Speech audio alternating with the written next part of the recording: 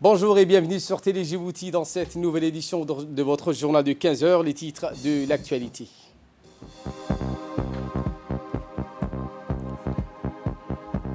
Le Premier ministre Abdelkader Kamil Mohamed a reçu ce matin la nouvelle ambassadrice de la Grande-Bretagne, Madame Mike Fell. Et dans l'actualité internationale, les dirigeants du G7 affichent leur unité pour la prévention contre la pandémie du Covid-19. Voilà pour les titres. Merci si vous nous rejoignez sur Télé Djibouti. Nous entamons ce journal avec cette rencontre entre le Premier ministre Abdelkader Kamil Mohamed et l'ambassadrice de Sa Majesté britannique à Djibouti, Madame Jo Mike Fell. Le Premier ministre a souhaité donc la bienvenue à la diplomate britannique à Djibouti. Les discussions ont porté sur les voies et moyens d'approfondir les relations qui existent entre Djibouti et le Royaume-Uni, notamment sur la coopération sanitaire dans le cadre de la lutte contre la Covid-19. Et après donc cette rencontre avec le Premier ministre, la diplomate britannique a été reçue par le ministre de l'Économie et des Finances chargé de l'Industrie, M. Ilyas Moussa Dawali. L'ambassadrice était accompagnée de ses proches collaborateurs.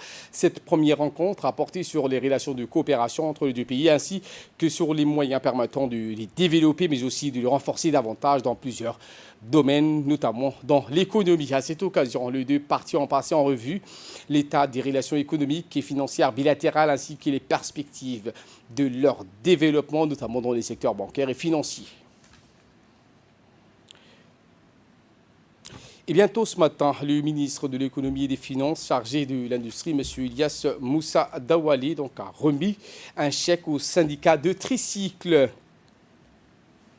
Cette intervention a pour objectif de soulager les acteurs de Bajaj, comme ils l'ont appelé, durement frappés par les effets néfastes du confinement lors de la pandémie du Covid-19. Cette remise de chèques à ces acteurs du secteur informel démontre que le gouvernement joue pleinement sa partition et traduit sa volonté de garantir le bien-être de l'ensemble des acteurs du secteur informel.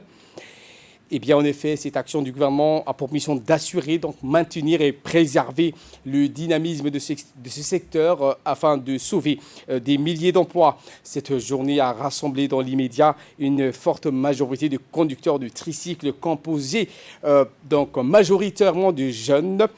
Des discours et des échanges ont été à l'ordre de cette journée. Écoutons pour plus de précisions le ministre de l'Économie et des Finances chargé de l'Industrie, monsieur Ilyas Moussa Dawali. Nous reviendrons donc en images dans nos prochaines éditions à cette intervention du ministre de l'Économie et des Finances chargé de l'Industrie, M. Ilyas Moussa Dawali. Autre actualité de ce 15 heures, la ministre des Affaires sociales et des Solidarités, Mme Ouloufa Ismail Abdou, accompagnée de ses proches collaborateurs, a eu droit à un accueil chaleureux de la part des responsables de la commune, des élus locaux et des représentants des forces de l'ordre. Ainsi, le responsable des guichets sociaux, Mohamed Awali, a pris la parole, accompagné des superviseurs et des coordinateurs de ces mêmes guichets. En effet, les équipes des affaires sociales et de solidarité ont brièvement présenté les réalisations du ministère en termes de programmes et de projets auprès de la population, accueil et le recueil des doléances des populations vulnérables, le registre social, base de données des populations vulnérables et les applications utilisées pour les enquêtes socio-économiques par les travailleurs sociaux.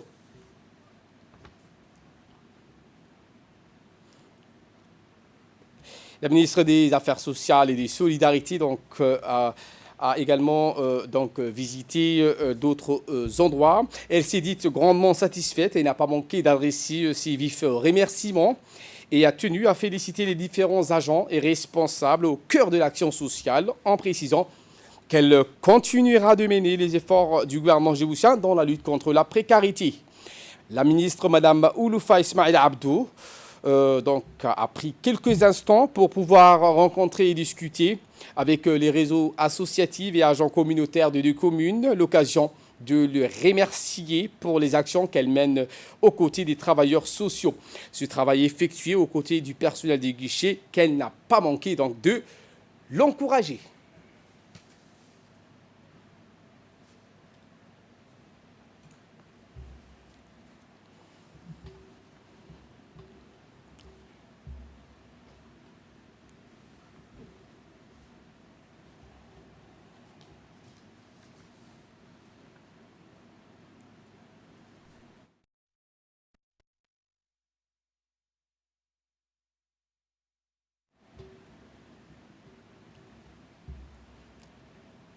L'actualité dans les régions de l'intérieur, notamment à 10 km dans le cadre des activités de sécurisation continue du corridor de la route nationale 1, la RN1, par les unités de la sécurité routière et ceux du groupement judiciaire.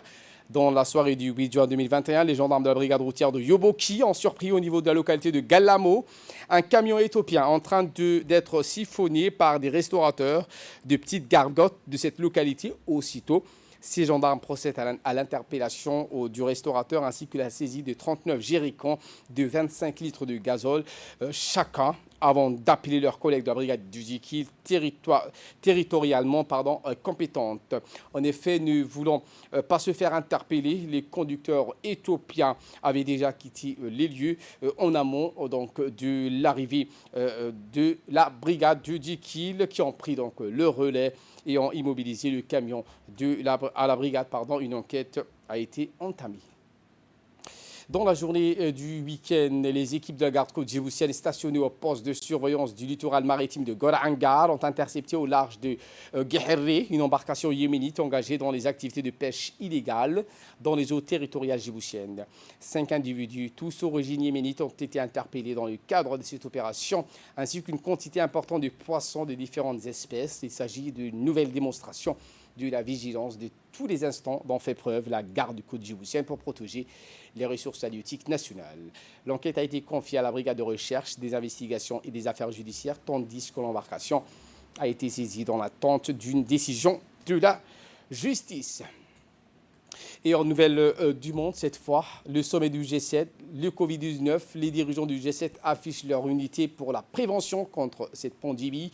Les dirigeants du 7 pays les plus riches au monde ont affiché leur unité ce week-end au deuxième jour de leur sommet au Cornouailles pour la prévention des pandémies. Pour la fin du sommet, le climat devrait être au centre des discussions. Les dirigeants veulent préserver la biodiversité en protégeant au moins 30% des terres et des mers d'ici 2030 dans un communiqué de Downing Street. Et en nouvelle du monde toujours, ce malaise du footballeur danois, le Christian Eriksen. Le monde du football a craint le pire hier soir avec le grave malaise du joueur danois Christian Eriksen avant des nouvelles rassurantes dans la soirée. Le match a été interrompu tandis que les Danois, certains d'entre eux en larmes, se sont rassemblés pour former un cercle autour du milieu de terrain de 29 ans et de dissimuler des regards. Ce dénouement a rassuré toute l'Europe tant les images du joueur s'écroulant subitement sur la pelouse ont rappelé des drames survenus sur des terrains de foot ces dernières années, comme le décès en plein match du Camerounais Marc-Vivian Foé en 2003. Voilà pour l'essentiel de ce 15h. Merci de votre fidélité. Restez avec nous. Le programme continue sur Télé Djibouti.